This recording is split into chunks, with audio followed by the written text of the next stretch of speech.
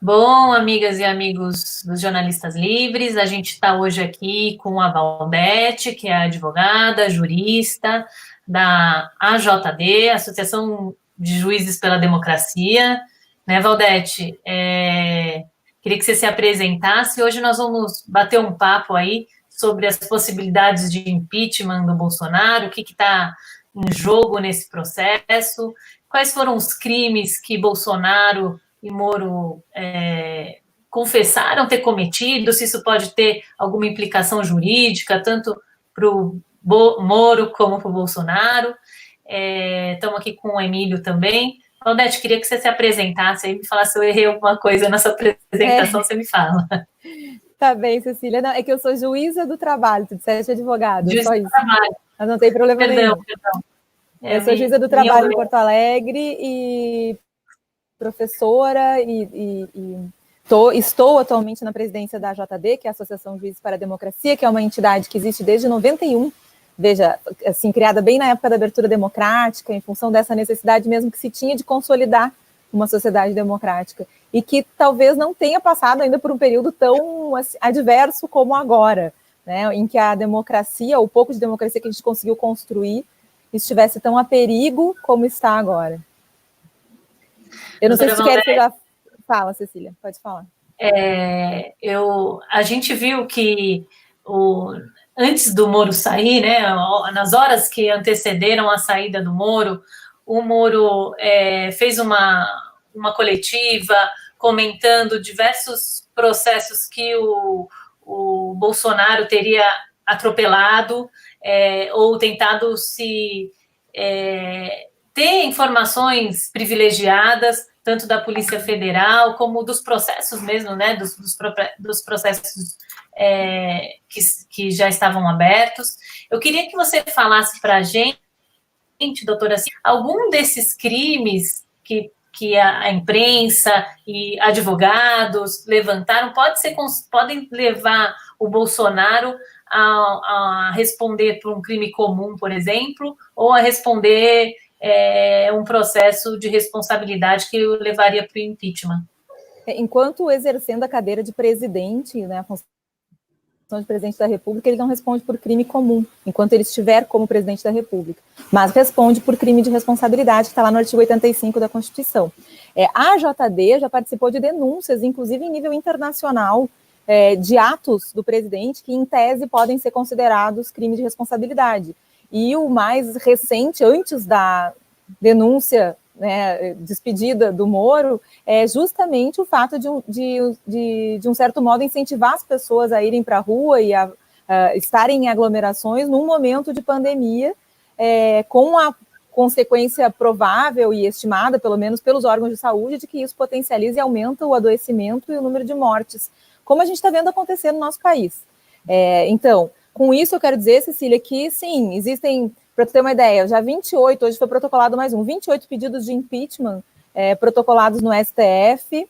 A JD vem denunciando essas práticas que, em tese, configuram crime de responsabilidade, e a fala do Moro, quando se despede do Ministério da Justiça, traz ainda novos elementos, porque, em tese, ele, ao referir que o presidente queria interferir diretamente na Polícia Federal, está indicando a prática de um ato criminoso, né, de um ato de prevaricação, e existem outros tipos penais que poderiam ser enquadrados também.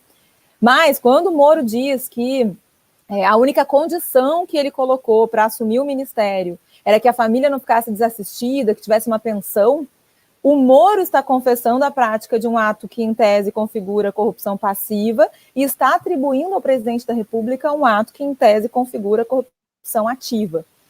Então, a gente tem só aí mais dois elementos, mais dois fatos que se somam aos tantos.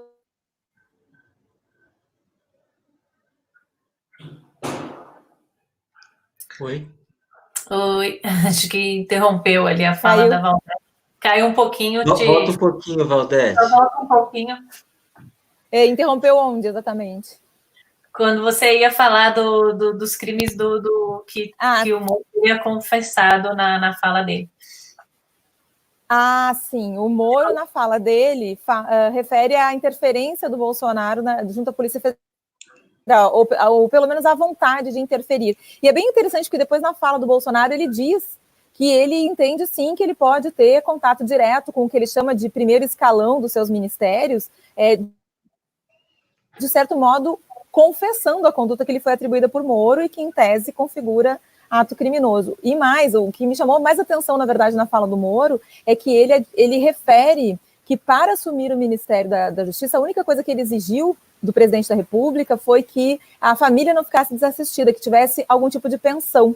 E o Bolsonaro, quando responde à fala do Moro, não contesta essa afirmação. E isso, em tese, também configura ato criminoso, porque exigir a vantagem, está lá no nosso Código Penal como uma forma de corrupção, e eu chamo a atenção desse tipo penal exatamente porque a palavra corrupção é mais ou menos o slogan que conduz essa figura que é Sérgio Moro, da condição de um juiz de Curitiba para a condição de juiz da Lava Jato e depois de ministro da Justiça.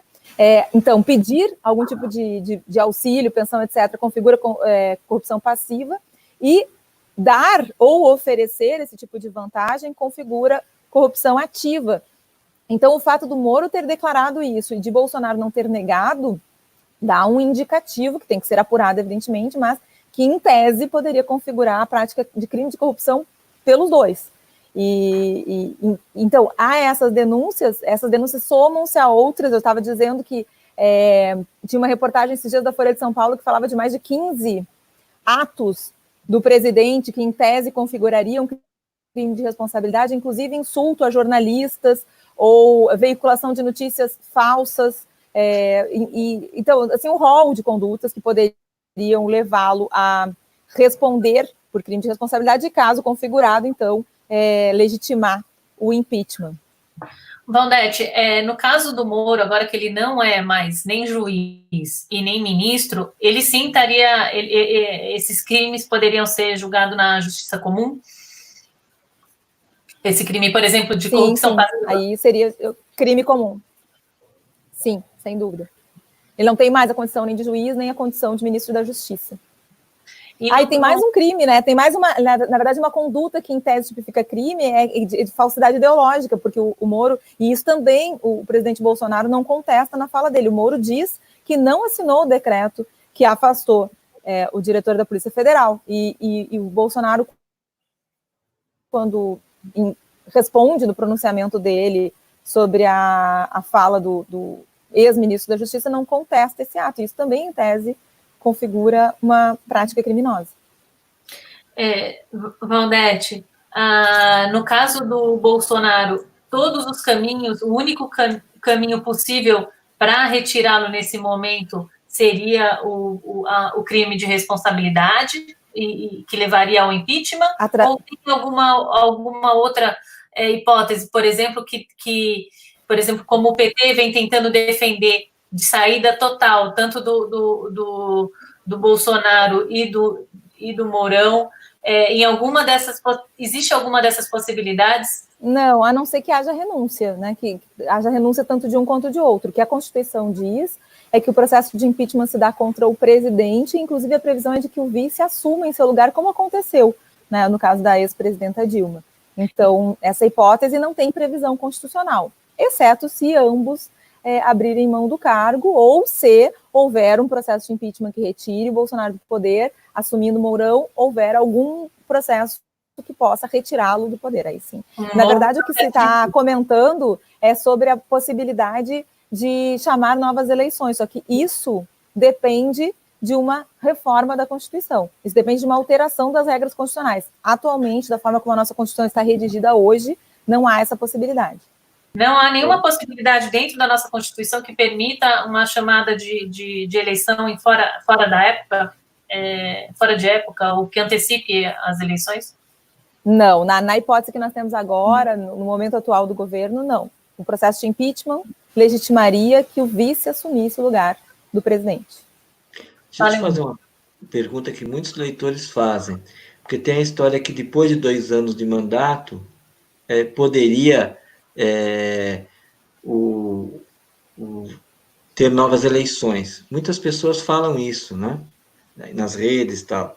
E também queria te perguntar sobre a questão de se há um processo no Tribunal Superior Eleitoral para cassação da chapa, que aí poderia ser um outro caminho. Então, só gostaria que você respondesse sobre esses dois pontos.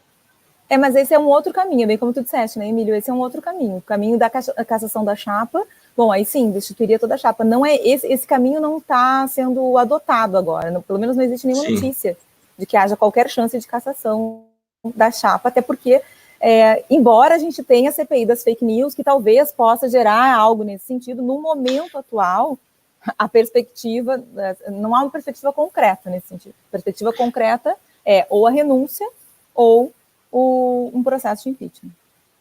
Por isso que eu fiz a pergunta, porque muita gente comenta, e também essa questão, se depois de 2 anos do mandato haveria novas eleições. Eu creio que não, mas eu gostaria que você respondesse para os nossos leitores, há muita dúvida sobre isso. Mas é o que eu disse antes para a Cecília, isso dependeria de uma alteração na regra constitucional. Hoje, a Constituição não trata dessa hipótese. Sim, entendi. Então, agora, hoje saiu uma pesquisa da Atlas Político mostrando um aumento da possibilidade de impeachment do presidente Bolsonaro, apoio popular. Isso também é um fator muito importante, porque quem acompanhou o impeachment da Dilma sabe que ela não foi retirada pelas pedaladas fiscais, né? Na palavra de muitos que votaram ali pelo impeachment estava de que ela não tinha mais condição de governar. Só para lembrar, né? Porque há uma questão jurídica, mas também há uma questão do mundo da política, né?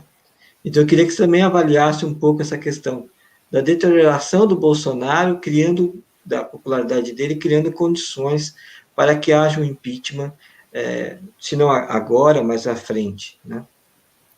Isso seria um exercício de futurologia, porque, na verdade, a gente está vivendo um momento tão distópico que, digamos assim, 1/3 daquilo que é imputado ou que já foi praticado pelo atual presidente, em outros tempos já teria legitimado algum movimento do parlamento, por exemplo. O que a gente vê são 28 pedidos de impeachment protocolados e absolutamente nenhum movimento no sentido de dar andamento a esses pedidos.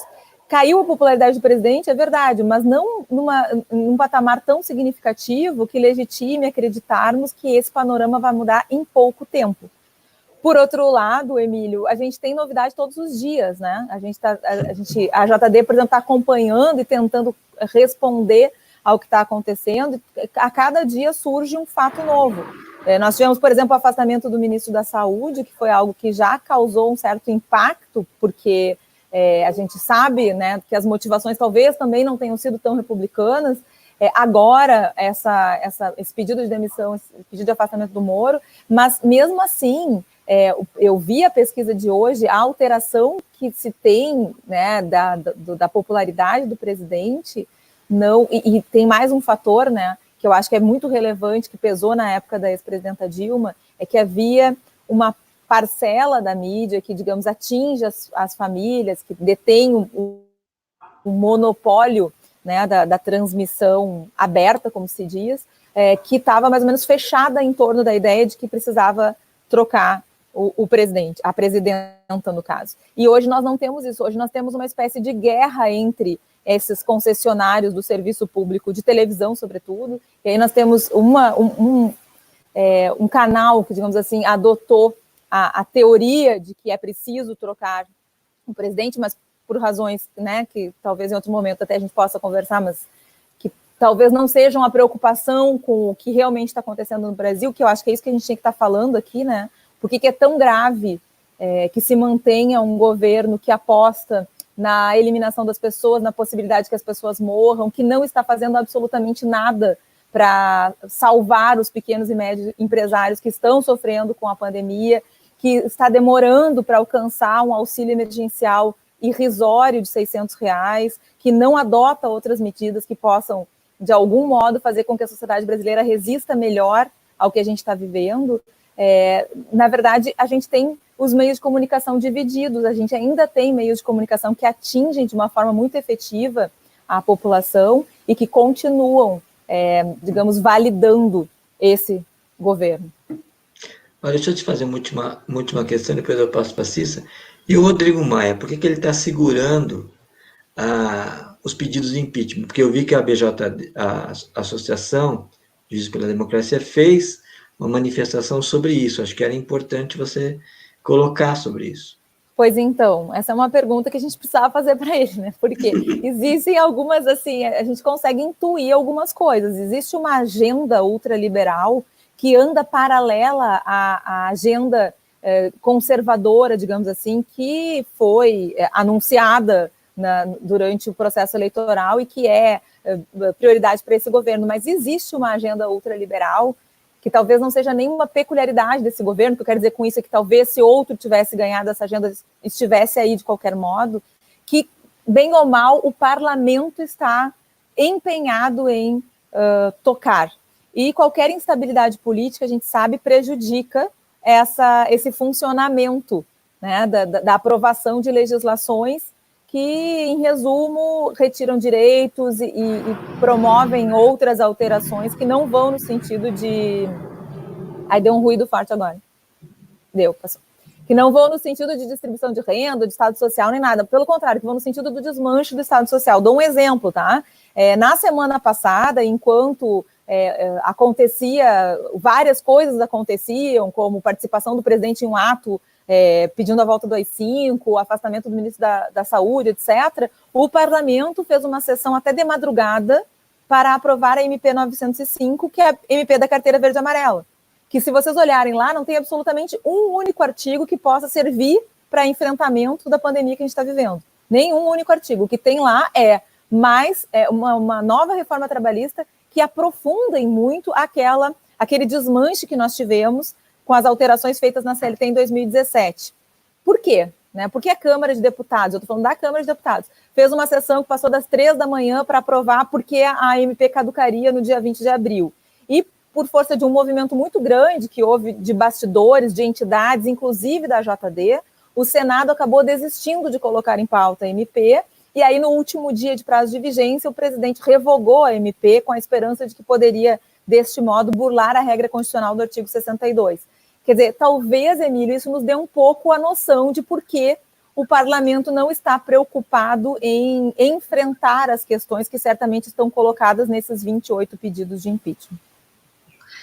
Claudete, a Alice Caldeira colocou aqui, Rodrigo Maia está segurando porque ele quer ser presidente. Teria de algum modo, o Maia viraria presidente do Brasil? Tem alguma possibilidade disso acontecer? Tem a possibilidade de se afastar se houvesse um processo de impeachment retirando o presidente, assumisse o vice, e por alguma razão o vice também tivesse que sair, aí assume o presidente da Câmara. Eu queria retomar um pouquinho antes da gente falar... Cecília, só para fechar, o que daí meio que contrapõe o argumento do ouvinte, porque, na verdade, dar andamento ao processo de impeachment deixaria, em tese, o Rodrigo Maia mais próximo de assumir a cadeira da presidência. Me parece que não é muito essa, não, pelo menos não desse modo, talvez não seja esse o projeto, não sei. Inclusive, se a gente for levar em consideração o processo que aconteceu com a presidenta Dilma, por exemplo, caiu a Dilma, mas também caiu o presidente do Congresso que votou o impeachment para ser julgado, né?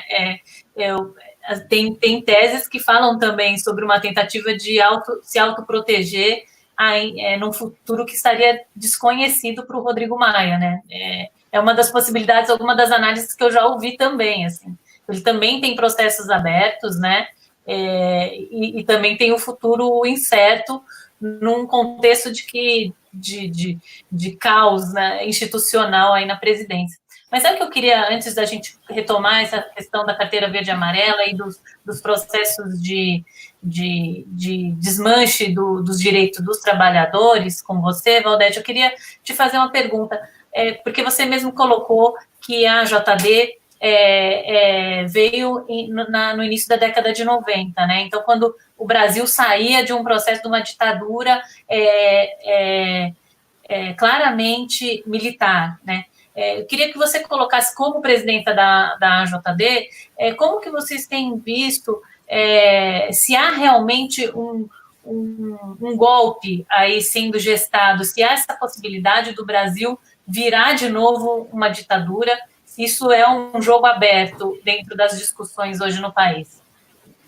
Cecília, nós há algum tempo, agora eu já não sei dizer nem quanto, acho que faz um mês, um pouco mais, lançamos uma nota pública dizendo exatamente isso, que a impressão que temos é de que existe um movimento para uma retomada de uma fórmula autoritária de governo, que fica cada vez mais claro quando, por exemplo, o nosso presidente faz questão de mostrar, como ele mesmo disse esses dias, né, que ele detém a caneta e que ele faz o que quiser.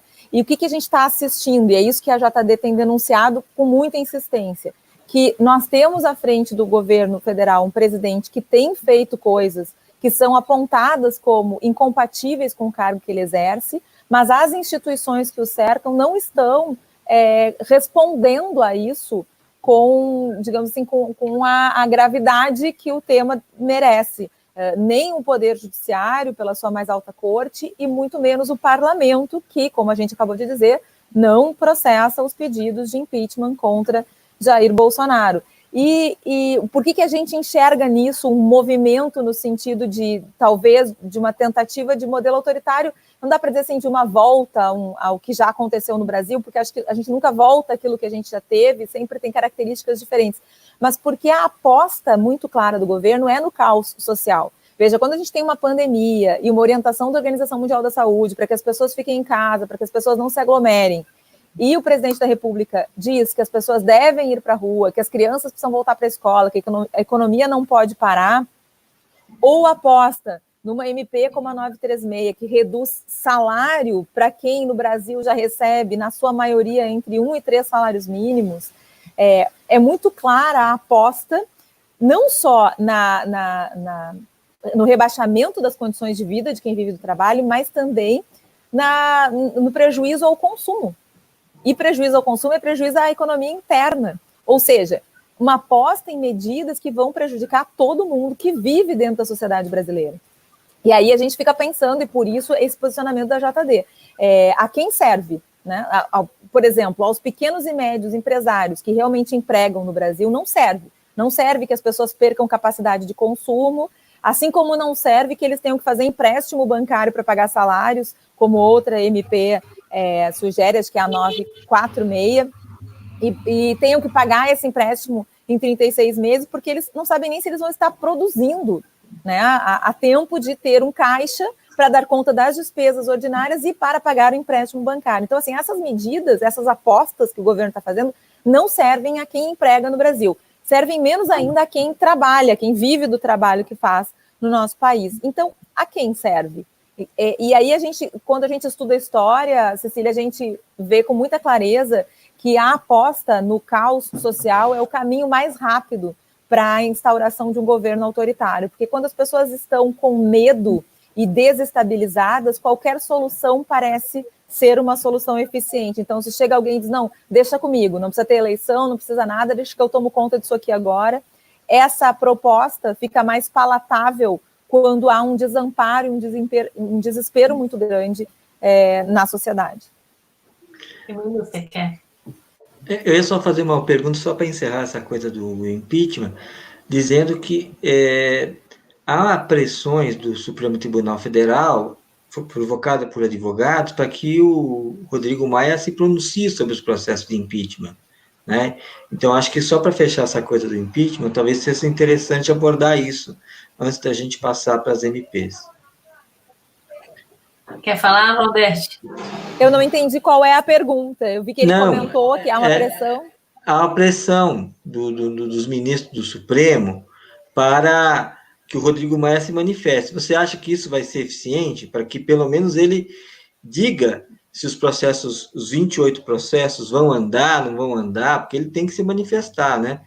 Olha, eu acredito, Emílio, que agora, inclusive porque houve um pedido de abertura de inquérito para apurar as declarações do ex-ministro Sérgio Moro, acho que agora não tem mais espaço para que permaneça na completa inércia agora. O movimento do parlamento em relação aos pedidos de impeachment não significa necessariamente, a gente sabe muito bem disso, né, que isso vai ser levado a efeito, que o processo de impeachment vai andar, especialmente com uma velocidade que seria importante para que a gente pudesse, a tempo, mudar a rota né, do governo, da governabilidade, da forma como a gestão das coisas, da coisa pública está sendo feita hoje, porque eu insisto nisso, assim, o movimento político até pode acontecer, mas se ele acontecer de uma forma lenta, talvez ele seja absolutamente ineficiente para dar conta dos problemas sociais que a gestão pública que nós estamos tendo, que é uma gestão de necropolítica, que é uma gestão de aposta no caos, que é uma gestão de aposta na miséria das pessoas, seja realmente controlada ou alterada antes que a gente chegue num momento realmente muito, muito difícil de convivência social, porque as pessoas já estão passando fome, as pessoas já estão adoecendo, as pessoas já estão morrendo sem atendimento hospitalar, quer dizer, nós já estamos no momento em que há uma certa urgência, e essa urgência que eu não sei se nós teremos ou não, mas que me parece que não está presente sequer na fala. Hoje eu ouvi a fala ele foi entrevistado, Rodrigo Maia, hoje, e eu ouvi a fala dele e não havia nada, não havia nenhum espanto, não havia nenhuma urgência, não havia nenhum indício de que isso seria prioridade para o nosso parlamento. Bom, gente, quem está chegando agora, eu queria pedir para compartilhar essa live nas suas redes, mandar para os grupos de WhatsApp, compartilhar no Face. Quem ainda não se inscreveu no canal do Jornalistas Livres no YouTube, por favor, se inscreva e acione o sininho lá para receber as novidades aqui dos Jornalistas Livres. A gente está, para quem está chegando agora, a gente está com a juíza da Justiça do Trabalho, a Valdete, doutora Valdete, que também é presidenta da AJD, que é a Associação de Juristas para a Democracia aqui no Brasil. Emílio, vamos tocar, então, para a parte falar um pouquinho, já que a Valdete é do seu trabalho, falar sobre as questões trabalhistas que estão colocadas em jogo aí no cenário nacional hoje? Então, vamos começar pela carteira verde e amarela. Claro, aqui ela prejudica muitos trabalhadores, inclusive tem impactos nas questões dos acordos coletivos, que é essa parte que eu gostaria que você comentasse. E o presidente Jair Bolsonaro disse que vai editar uma nova medida provisória, depois que ela foi revogada. Isso tem amparo legal? Fazer uma nova medida provisória numa mesma legislatura? Porque isso está gerando muita discussão. Né? Pois então, a gente viu acontecer, como eu disse a vocês, né, uma votação até de madrugada por parte da Câmara, foi já no outro dia para o Senado tinha que votar na segunda-feira, porque na segunda-feira, meia-noite, acabava a vigência. Houve uma pressão por parte de várias entidades, e nesse sentido, o uso das redes sociais, inclusive, foi muito importante para fazer essa pressão. E aí o Senado resolve tirar de pauta, mas aí aparece para o público acho que é um Twitter, né, do presidente do Senado dizendo, olha, eu acho que seria bom o presidente reeditar ou fazer alguma coisa. Aí o Jair Bolsonaro, na segunda-feira, diz, não, então revogo, e revoga a MP 905. Tem como fazer outra igual? Não tem. Não tem. O artigo 62 da Constituição diz assim, lá no parágrafo 10, eu até abri aqui para ler para vocês, diz assim, é vedada a reedição na mesma sessão legislativa de medida provisória que tenha sido rejeitada ou que tenha perdido sua eficácia por decurso de prazo. Claro, qual é aqui a articulação? Revogar no último dia não é rejeitar, não é a medida a ser rejeitada pelo parlamento e nem é perder eficácia por decurso de prazo. Então, se houvesse uma reedição, Emílio, seria por esse argumento. Não está no parágrafo 10 porque não houve rejeição ou perda de eficácia. Mas a gente sabe que o efeito é o mesmo, né? Ela foi revogada no último dia porque ela iria perder a vigência. Então, me parece muito claro que não há espaço, a não ser que a gente realmente perca completamente qualquer compromisso com a ordem constitucional para a reedição da medida provisória 905, o que, claro, não impede que haja algum projeto de lei nesse sentido. É um risco que a gente corre. Eu quero chamar a atenção de que esse risco é um risco seríssimo para a sociedade brasileira, para qualquer tipo de projeto de nação no Brasil. Não estou falando que é um risco para quem vive do trabalho, é um risco para todos que vivem no Brasil e para um projeto de nação no Brasil, porque essa MP não estabelece só o contrato da carteira verde e amarela, que já é um contrato mais precário, que retira direitos, que rebaixa o fundo de garantia, que praticamente acaba com férias e 13º, mas não é só isso, ela tem vários outros dispositivos que são uma nova alteração na CLT, um aprofundamento da chamada reforma, como eu disse antes, e inclusive com normas que buscam esvaziar de sentido a justiça do trabalho. Então, que é um mecanismo de contenção, inclusive, do conflito entre capital e trabalho, que serve para as duas partes, que tem essa função, né, de dar lugar de fala para a classe trabalhadora, mas também de resolver os conflitos entre capital e trabalho. E tem duas regras ali na MP 905, eu digo isso porque todo mundo fala, é a MP da carteira verde e amarelo, e realmente tem ali essa disposição, mas tem muito mais coisa, mexe na remuneração, na participação em lucros e resultados, mexe nas jornadas, mexe na questão do domingo como dia de folga, mexe em várias coisas, em várias questões previdenciárias, inclusive. E tem, por exemplo, uma disposição ali que diz que empregado e empregador podem ir em cartório fazer acordo e que esse acordo tem o que se chama de eficácia geral, ou seja, feito o acordo não pode mais nem demandar na Justiça do Trabalho, está tudo resolvido. Aqui é uma regra, não é a única, mas é uma regra que mostra muito bem que há um sentido ali de esvaziamento da função da Justiça do Trabalho numa realidade em que a gente sabe que não existe possibilidade concreta. E isso é uma coisa assim, é impressionante que alguns ainda defendam. E aí eu já posso entrar na MP 936, que fala da acordo individual entre empregado e empregador para reduzir salário. Não existe possibilidade concreta de um empregado ou uma empregada numa realidade em que não há garantia contra despedido, em que são mais de 12 milhões de pessoas desempregadas, em que existe uma pandemia que está fazendo com que as empresas fechem e não contratem novas pessoas, reduzam o seu quadro.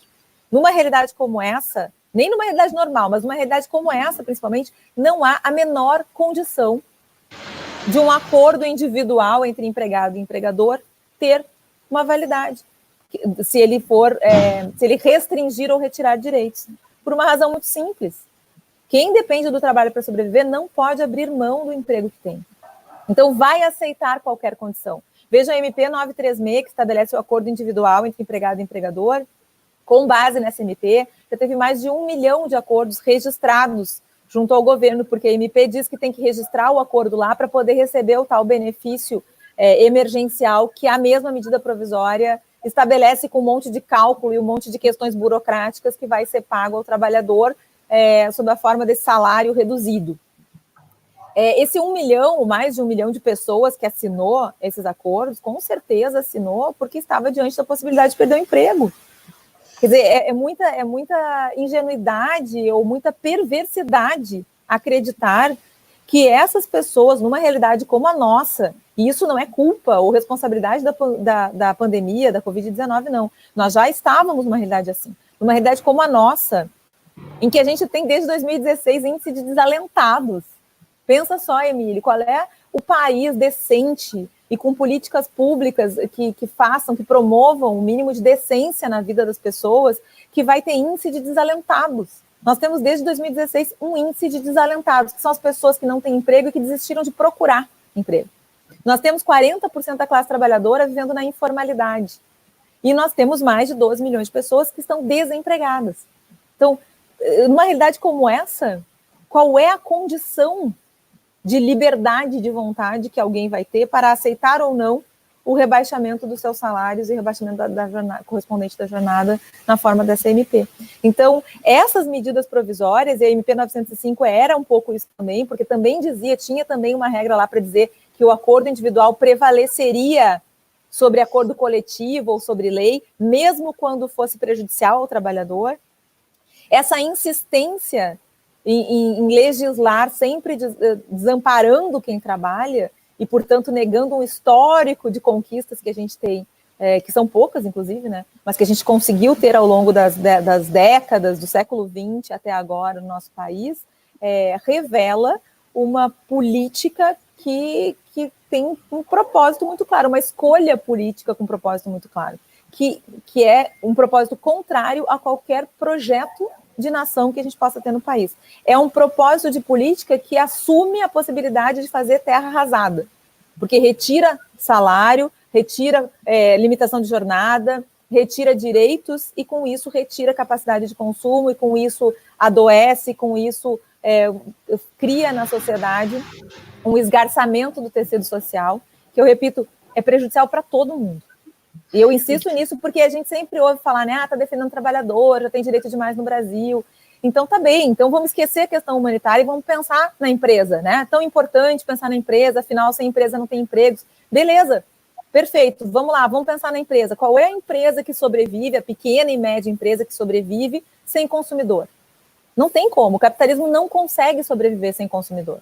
E como vai consumir uma pessoa que tem hoje uma renda, sei lá, de R$2.000 e tem os seus gastos com essa renda, porque esse dinheiro com certeza não sobra, ela paga gastos com alimentação, com moradia, etc., com vestimenta, e vai ter um salário reduzido, vai passar a receber R$700.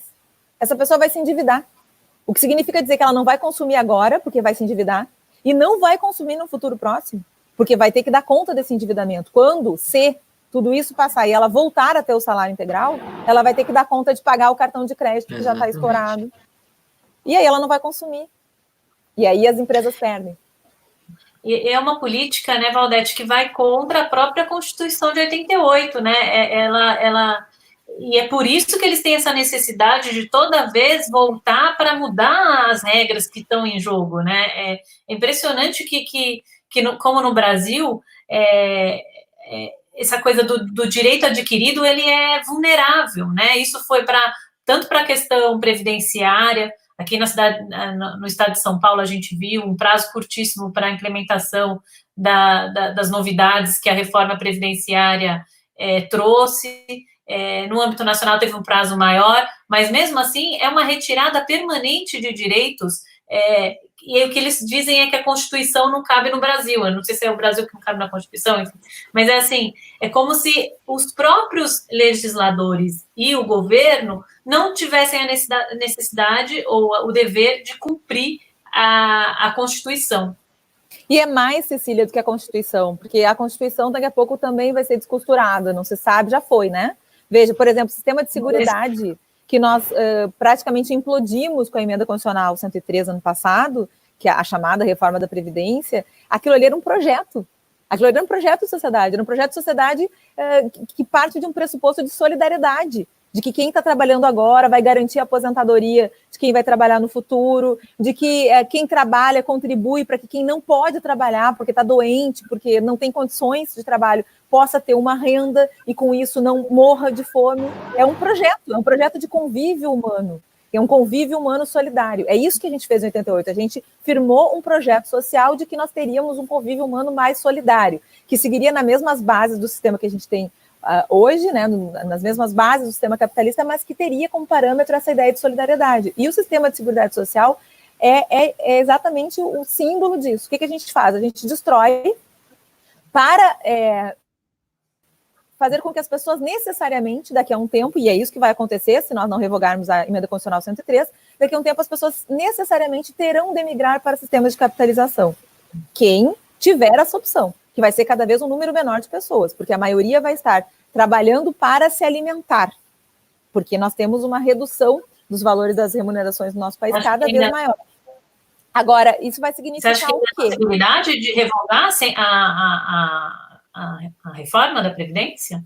Hoje, com o quadro que nós temos, assim, e com a forma como os poderes de Estado agem, hoje me parece muito difícil, mas é evidente que nós podemos revogar, sim. Podemos revogar. E acho que é urgente. Aliás, tem 2 emendas constitucionais. Se a gente olha as emendas constitucionais, e elas são muitas, né? Para 30 anos apenas de Constituição, a maioria delas restringe direitos. Ou, de certa forma, boicota esse pacto social que a gente fez em 88. Agora, tem 2 que são absolutamente perversas e que precisam ser revogadas, que é a emenda constitucional 95, que foi aprovada no final de 2016, aquela que chamavam de PEC do fim do mundo, que congela os gastos sociais por 20 anos, e que eu estava vendo esses dias um dado, Cecília, de que, veja só, a emenda constitucional 95 retirou dos investimentos na saúde, só em 2019, 20 bilhões de reais. Pelo congelamento que fez do aporte de recursos ano a ano, em 2019 isso representou um investimento de menos 20 bilhões de reais na saúde. Agora, como é possível enfrentar um problema de crise sanitária se a gente já sucateou o sistema de saúde? E isso, vejam, a emenda foi aprovada em 2016, nós estamos em 2019, a previsão dela é um congelamento por 20 anos. Como que vai ser daqui a 10 anos? Essa é uma, e a outra é a MP 103, que é a chamada reforma da Previdência. Essas duas, a MP não, a emenda constitucional 103. Essas duas emendas constitucionais precisam urgentemente ser revogadas, justamente por isso, porque elas inviabilizam um projeto social, um projeto nacional, um projeto de nação mesmo. E acho que é isso que é importante ressaltar. Inviabilizam um projeto de nação porque elas tornam impraticável aquilo que faz girar o sistema que nós temos, que é poder ter uma remuneração decente, para viver com saúde e decência, para poder consumir, para que as empresas possam produzir, colocar no mercado, e esses produtos serem consumidos, ou seja, para que isso gire. Da forma como o Estado está sendo gerido, nessa prática de supressão de direitos, que a gente tem visto acontecer há muito tempo, é verdade, mas que tem se aprofundado muito, especialmente a partir de 2016, vai ficar impossível viver nessa sociedade. Posso fazer uma pergunta sobre a MP 936, que é essa MP da redução salarial e da redução da jornada? Porque aqui tem um estudo da Unicamp que aponta que a massa salarial vai perder entre 9,5% a 27%, só para a gente ter uma noção do tamanho da perda dos trabalhadores. Se um trabalhador ganha R$3.000, se ele tiver 70% de redução salarial, ele vai ganhar 2.100. Só para dar um exemplo, isso aí atinge mais ou menos 2.600.000 trabalhadores no Brasil, segundo os dados do governo, tá? Só para dar um exemplo. Então, essa MP é muito importante, né, nesse contexto. E também tem a questão de que essa MP teve uma decisão do Supremo Tribunal Federal sobre a questão dos acordos individuais e dos acordos coletivos, que eu queria que você comentasse essa decisão, se você concorda com essa decisão, porque, pessoalmente, para mim, ela é um retrocesso, né? E mais do que isso, ela é ruim, porque, obviamente, é o que você comentou, são posições desiguais patrão e empregado, né? Então, o que acontece? O empregado é obrigado a aceitar essa redução, mas isso tem um impacto econômico, porque nós não temos só o coronavírus, nós teremos uma recessão econômica depois do coronavírus. Então, eu queria que você comentasse um pouco, que eu achei que o Supremo não foi sensível à causa dos trabalhadores. Veja, Emílio, eu te respondo isso até assim, indo um pouco antes, sabe? A medida provisória 936, ela vem como uma resposta à crise, mas ela não resolve nenhum dos problemas da crise. E, por sinal, tem uma coisa que pouca gente está dizendo, né? Ela implica, e é dado do DIEESE, ela implica uma renúncia fiscal absurda, porque ela vai prever lá, veja só, que o governo vai pagar o salário reduzido de quem fizer esse acordo individual para reduzir salário e jornada. O empregador que seguir pagando salário integral não tem auxílio do governo, a não ser aquele empréstimo lá da MP 946 que vai ter que pagar em 36 meses. Ou seja, o governo está dizendo que só vai auxiliar o empregador que reduzir salário. Bom, só que ele vai auxiliar como? Pagando um valor, que é esse de, né, o resíduo do salário reduzido, e aí depois ele diz lá, se o empregador quiser, ele pode até complementar essa renda. Só que ele vai complementar com caráter indenizatório. O valor vai ser pago pelo governo como indenizatório e a complementação que, porventura, o empregador der ao seu empregado também vai ser indenizatória. Ou seja, não vai versar contribuição previdenciária. E, portanto, vai ter uma diminuição na redução do salário. E o fato de ser indenizatório vai impactar na contribuição previdenciária, que o governo há pouco tempo faz uma reforma da Previdência dizendo que precisa arrecadar mais. Quer dizer, então, em primeiro lugar, a medida provisória 936 não faz sentido como enfrentamento de crise. Ela só faz sentido, a gente só consegue compreender ela se compreender que existe uma agenda de retirada de direitos que esse governo não abandona e perversamente mantém durante uma pandemia como a Covid-19. Ponto 1, tá? Ponto 2 a Constituição é literal. Existe um direito fundamental à irredutibilidade salarial, vírgula, salvo negociação coletiva. E eu não preciso dizer mais nada, eu não preciso avaliar a decisão do Supremo, né? É uma questão de leitura, é uma questão assim, a gente está, na verdade, com um problema muito grave de distanciamento completo. Oi, falhou? Falhou. Então, você estava falando que a Constituição diz que só vale redução salarial se houver um acordo coletivo. Aí, a partir daí deu uma falhada, eu só queria que você recuperasse, porque isso é uma fala muito importante. Tá. Vou recuperar daí, então. Então, é literal. O artigo 7º da Constituição, nesse sentido, é literal. Irredutibilidade salarial, vírgula, salvo negociação coletiva. E aí, o que eu dizia era, eu podia parar por aqui, porque a literalidade da Constituição fala por si. Só que o que me parece que o problema, porque a decisão da ADI 6363 do STF, ela é feita com base no fato de que nós estamos num período de exceção.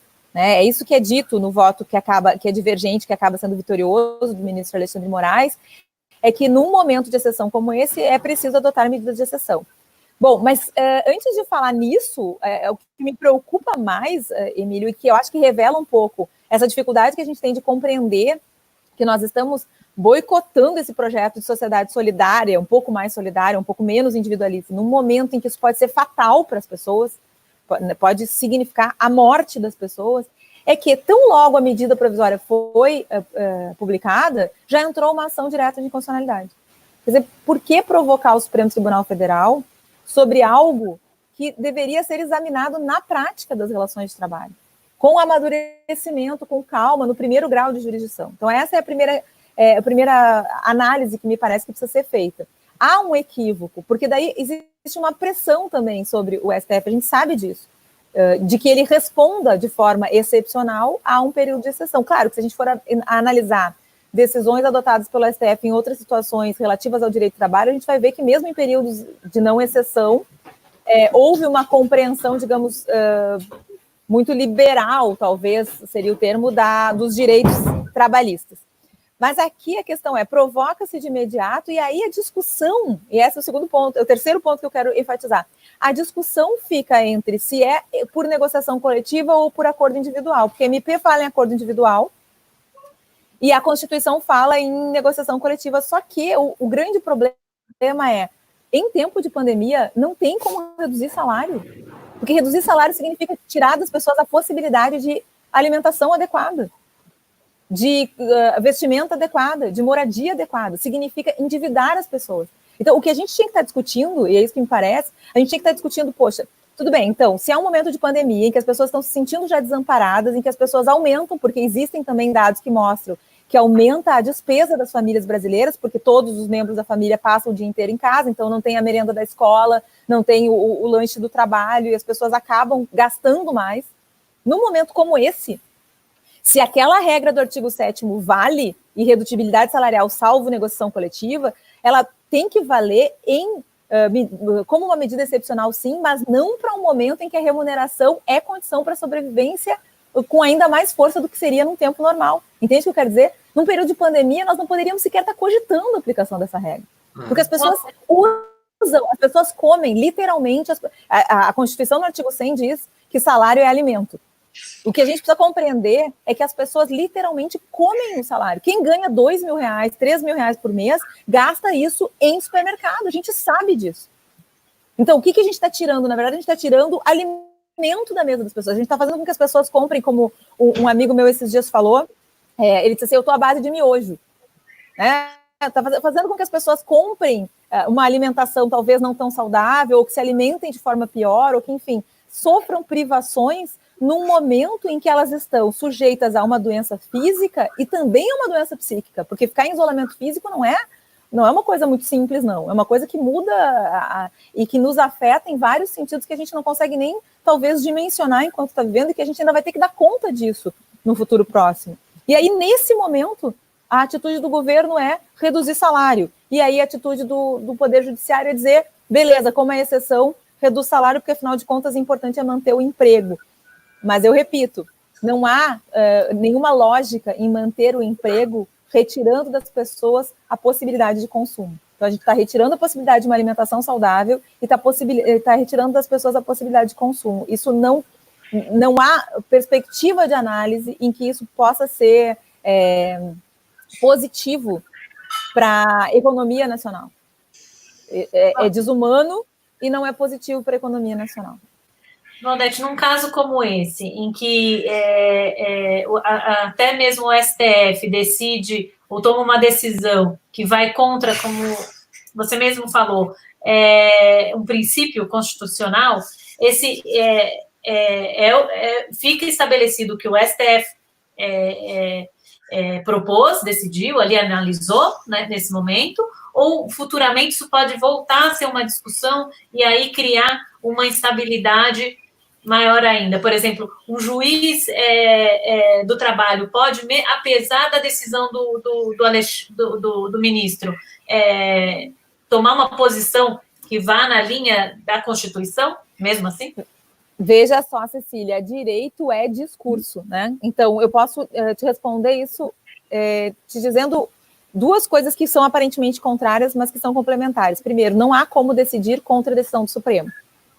O Supremo decidiu que a MP 936 não é inconstitucional. Essa é a decisão do Supremo.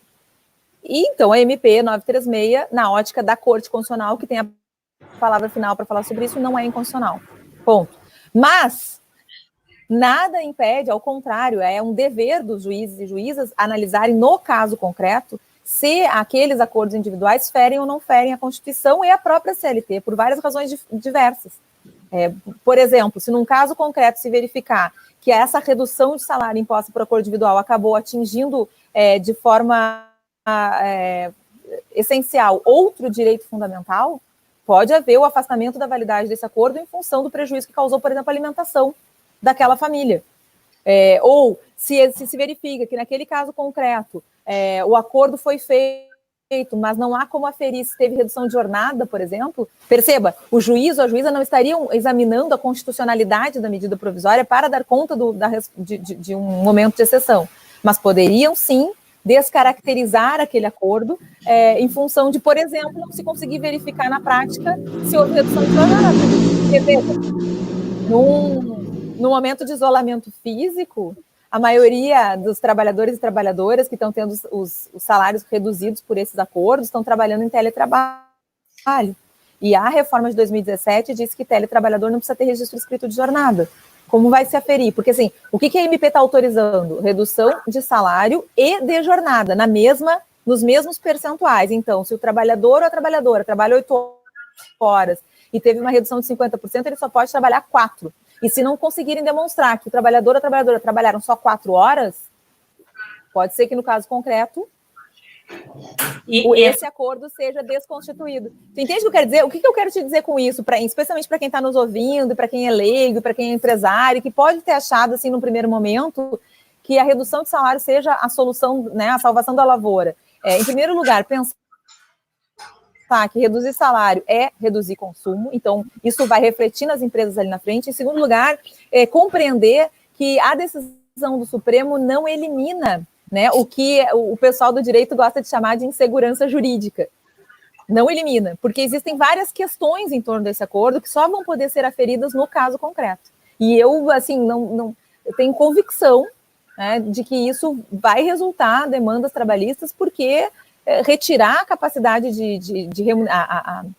retirar o valor remuneratório de uma classe trabalhadora em que a maioria das pessoas recebe entre 1 e 3 salários mínimos é algo muito grave.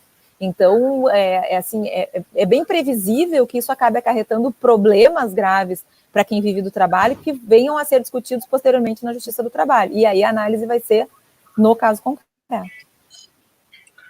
E aí?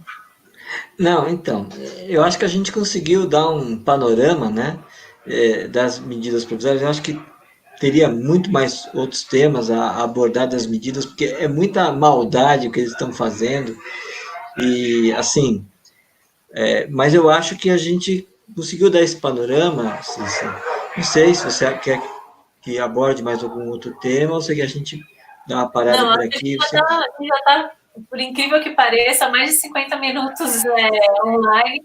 Eu acho que a gente pode encerrar. Eu acho que essas questões trabalhistas são muito mais complexas. Eu acho que vale a pena a gente entrar um outro dia, doutora Valdete, para falar especificamente sobre isso. Inclusive, a própria Justiça do Trabalho eu vejo ameaçada, né? Inclusive, desde que o Bolsonaro tomou posse, uma das primeiras coisas que ele falou era de acabar com a Justiça do Trabalho. E agora a gente vê por quê, né? Porque os juízes, os advogados que legislam nas causas trabalhistas têm visto cada dia mais um desmonte do direito dos trabalhadores. E acho que a gente vai precisar daqui para frente equacionar uma coisa que a senhora fala, que eu acho que é muito importante, que é tirar direito dos trabalhadores, não é só retirar direitos individuais, mas retirar da coletividade um projeto de nação, como você bem mencionou, e acho que até mesmo prejudicar a economia nacional, quando, né, na medida em que o dinheiro não roda, né? Acho que você falou muito bem sobre isso. Queria agradecer sua participação, fazer o convite para a gente vir falar mais sobre as questões trabalhistas. Eu acho que nas próximas semanas isso vai estar colocado aí em xeque, não é, Emílio? Se você quiser fazer o seu encerramento também. E deixar depois, por último, a Valdete. Quem não curtiu, curta e compartilha aí as páginas dos Jornalistas Livres, por favor. Valdete, eu queria te agradecer, dizer que nós, Jornalistas Livres, ficamos muito gratos a você ter participado aqui. Eu sei que você gosta dos Jornalistas Livres, nós aqui ficamos honrados de ter você aqui, e muito obrigado. Eu quero dizer que eu acompanho vocês, viu, Cissa? Eu já acompanho vocês. Eu falei quando o Emílio me convidou, eu disse aceito com certeza, porque admiro muito o trabalho de vocês. Num país como o nosso, uma mídia como a de vocês é muito importante, e nesse momento é mais importante do que nunca.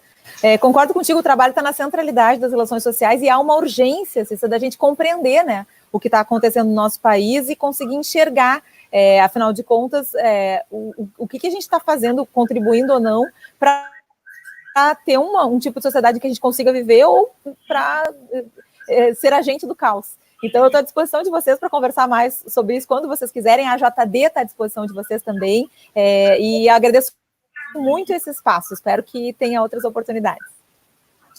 Obrigada, Emílio. Obrigada a todo mundo aí. Espera um pouquinho, na hora que fechar, a gente